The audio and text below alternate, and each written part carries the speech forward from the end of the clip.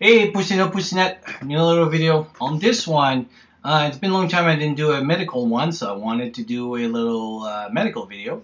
And on this one, as you can see from the title, is and I talked about that in the past, but now I wanted to do kind of, because it's kind of been in different videos, but now I want to do a whole video on the subject of suturing and kind of explain my views on suturing. Uh, a lot of YouTubers and actually even a lot of people in the field of austere medicine and everything, it goes straight to suture for wound management. And in the last video that I did on the review from the Wilderness Medical Society on wound management, suturing was in there. But I mentioned something about stapling and that it was there. So to start with, I'm not saying suture is not a good skill to have. It's good if you know it. The problem with skill, and I talked about that before, it's not just to know it. Let's say I learn how to start a fire. I can know how to start a fire, but if I don't practice for 1 year or 2 years or 3 years, can I really consider that having that as a skill anymore, or more as a knowledge? And this is where the problem with suturing I find is that for the energy of that it would take to remain good at it, it's a skill that maybe wouldn't be that great to keep when there's other option out there that is more suitable for the population that I'm talking. So when I say people that I'm talking about, it's non-medical people that are trying to get ready for prepping. So like I was saying, in the Wilderness Medical Society and a few research that I read or on the subject, most place says that suture and stapling are pretty much similar.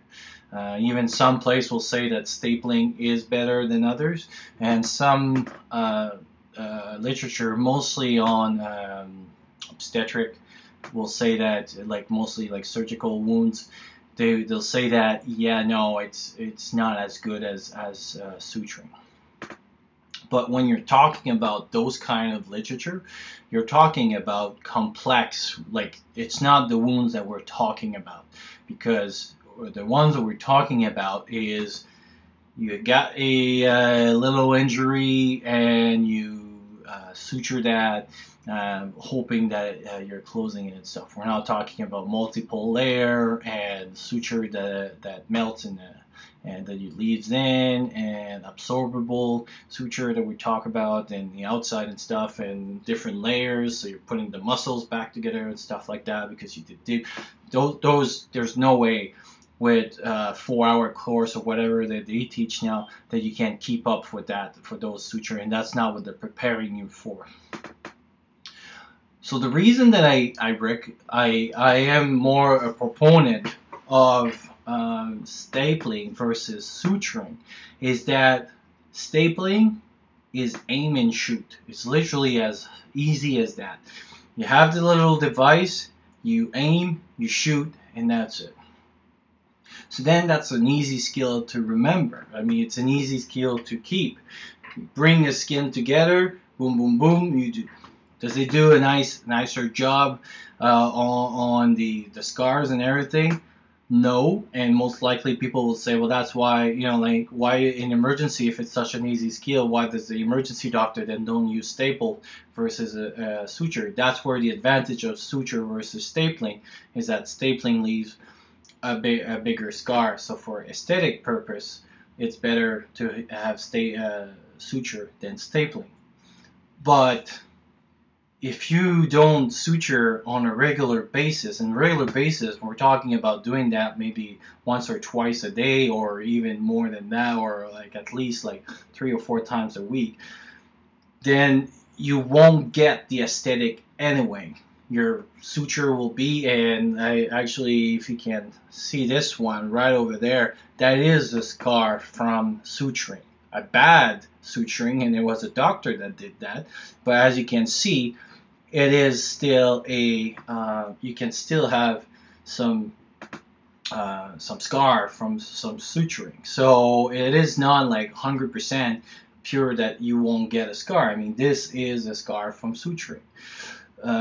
So stapling in that case, so again, the argument that suture is better than stapling because of aesthetic purpose, you can take that off as well, because most people won't even access that the quality of stapling or to get to the aesthetic point of view, just with practicing or something like this. If you already have the skill, of course, don't just learn the skill and carry the kit and stuff. But anyway, it's not the video is not like it's kind of a moot point to talk about that stuff.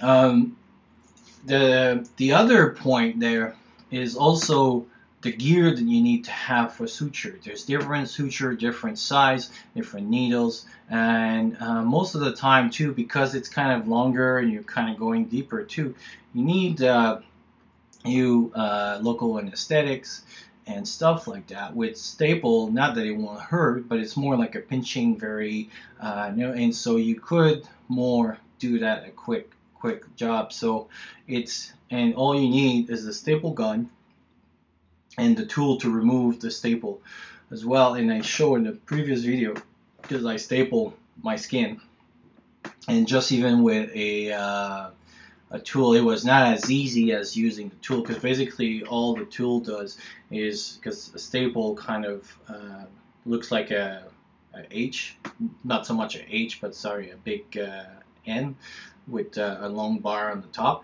is that what it does is that it bends the two ends and then it can be removed. So basically it's a tool that kind of bends it. But even with just a I think it was a lemon juice that I used or something like this. So even with a multi-tool, you can remove those staples, no problem. So even if you don't have that little remover tool, it is possible to remove staples.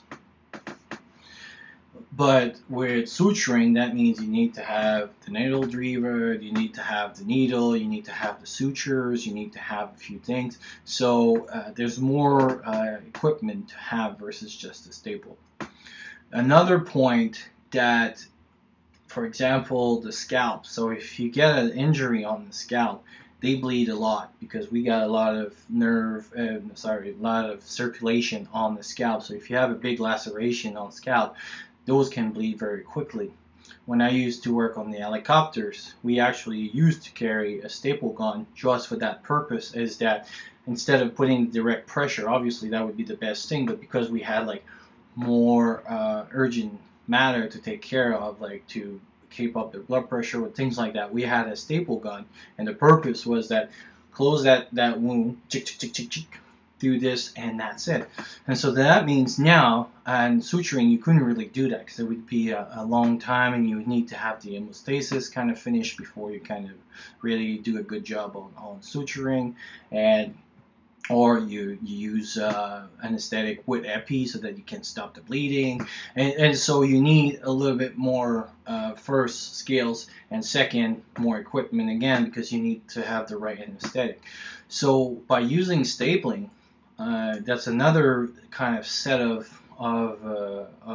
injuries that stapling can have an advantage over suturing. Because now you can basically staple, put a direct pressure if you have time, or if not, you just do that, and then you could put like your direct pressure, or even you could, let's say you have dressings like not so much the cilia, but not so much the pads of the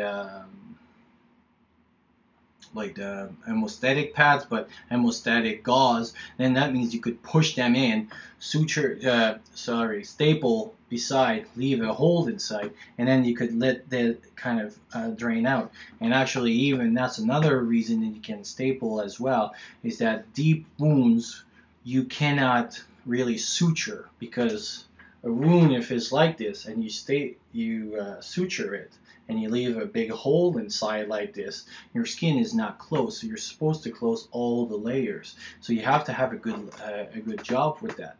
Well, if you really you don't want to use dressing. That's why I kind of always go to dressing first, because all those wounds you can close with dressing, even like the one on the scalp. If you have like calcium alginate or something like the dressing of the 21st century, if you have like dressings like this or hemostatic dressings, you could stop the bleeding, then start doing another dressing, and then cover that up. But if you have a wound that has that is open like this, and for whatever reason you would like to close it, well, by suture it wouldn't be that easy to close because of that.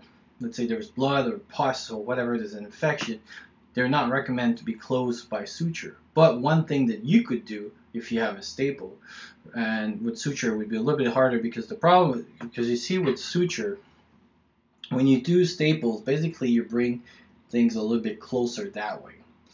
But when you suture, you kind of go a little bit deeper, and you do like a circle like this, and you bring all the layers a little bit quicker. Well, if you have a staple, what you could do is basically put a drain in there, close to up to, let's say your drain is coming out here, you could close to a few layers. So let's say 3 on one side, 3 on one side, and where you would need the 7th one, you leave that one open, you could leave a drain out.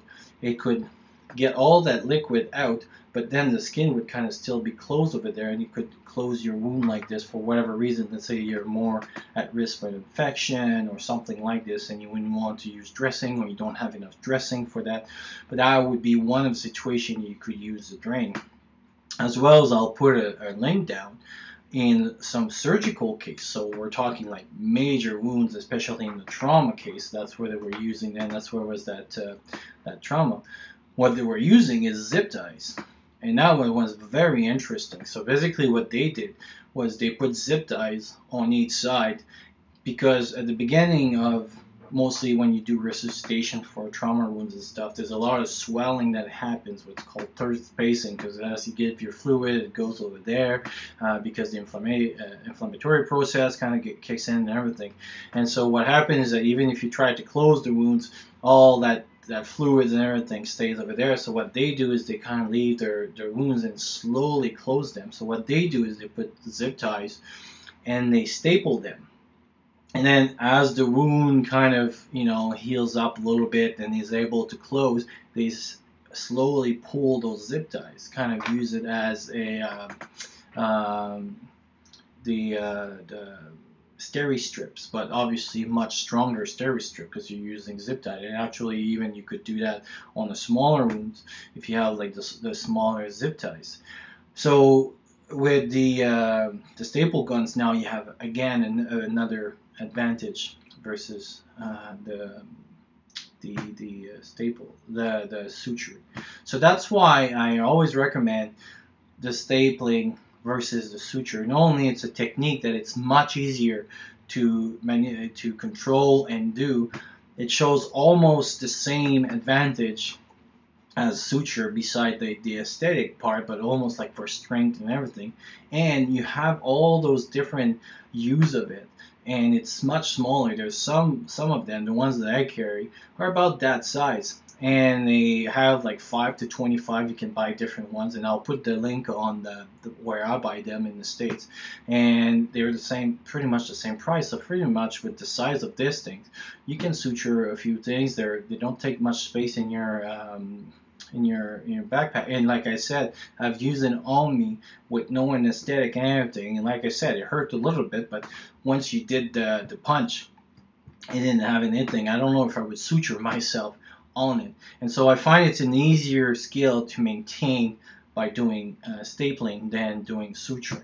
So anyway, that was a little video. I'll put the links of a few other either videos on YouTube on how to staple and what a staple looks like, and also some research on that subject, and we'll talk to you soon.